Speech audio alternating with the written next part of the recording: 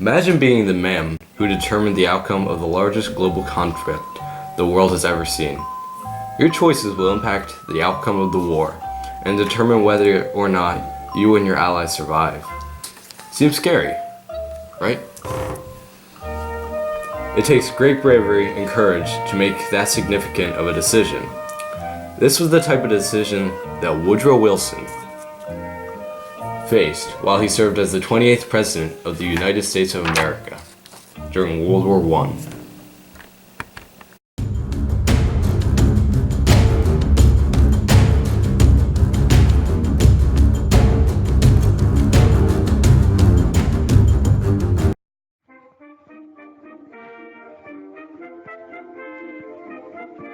Woodrow Wilson quickly emerged from a boy from Virginia to the leader of the United States of America during the First World War.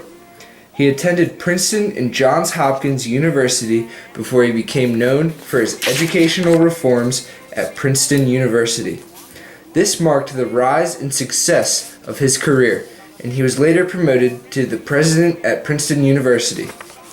His reforms gave him a positive reputation that led him to be the governor of New Jersey. He was successful there as a governor, pushing his democratic reforms. His success there led the Democratic Party to nominate him for president in 1912. He won by a landslide with 42% of the popular vote.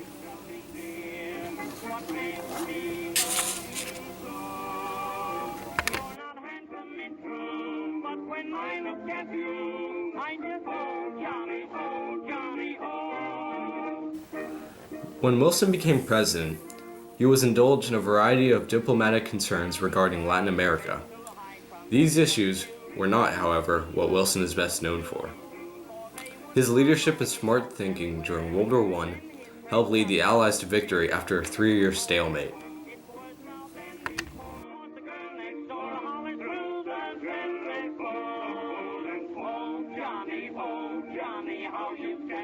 When World War I started in 1914, Wilson was 2 years into his term as president. He declared that the United States was a neutral nation, meaning that they would not get involved with the war.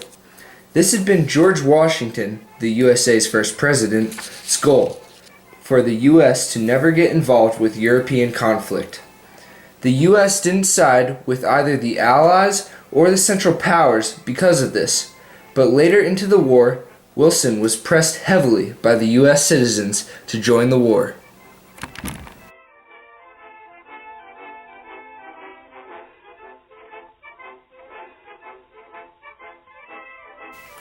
In early 1915, Germany implemented their policy of unrestricted submarine warfare, which meant that they would be able to sink any ship that wasn't part of the Central Powers. This was disliked by many countries because it meant that Germany could sink a neutral country's ship full of innocent passengers and claim it had war supplies on board. The ship RMS Lusitania, which was traveling from New York to Liverpool, England, was sunk off the coast of Ireland.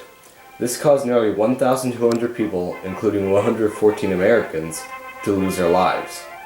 Germany claimed that it was carrying supplies that would aid the Allies. Decades later, it was confirmed that the ship had been carrying military supplies. Yet, at the time, this didn't matter to the millions of angry Americans who were upset with the destruction Germany had caused.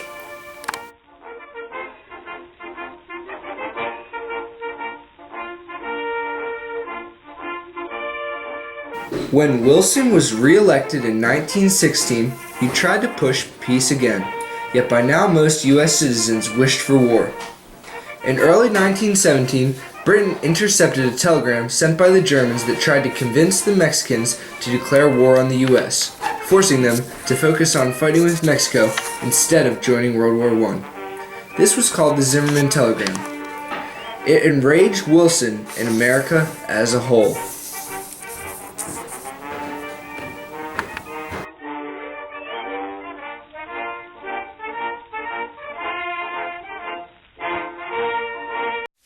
The sinking of the Lusitania, the Zimmerman Telegram, and the use of propaganda by the British persuaded many people to want to fight with the Allies. Wilson had no choice but to declare war on Germany on April 2nd, 1917, as the will of the people asked for war.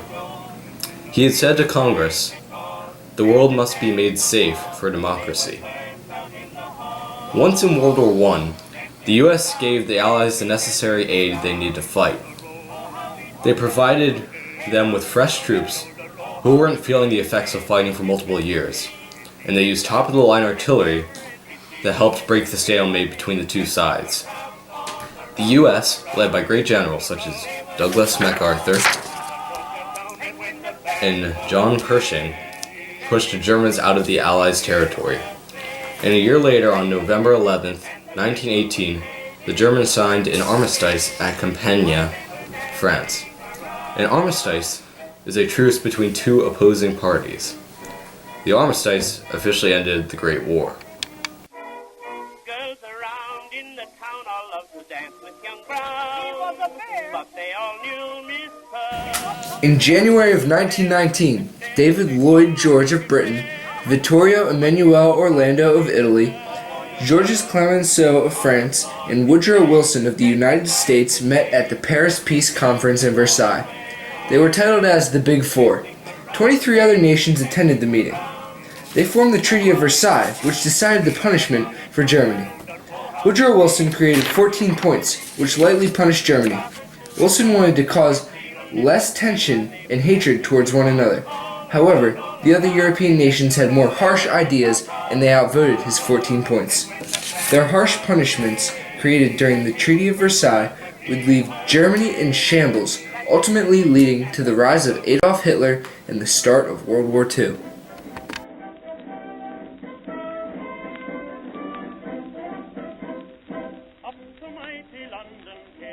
Woodrow Wilson proved to be one of America's greatest presidents with his successful actions during World War I, from his declaration of war against Germany to his 14 points at the Treaty of Versailles. His decisions are arguably some of the most important factors that led the Allies to victory during the war.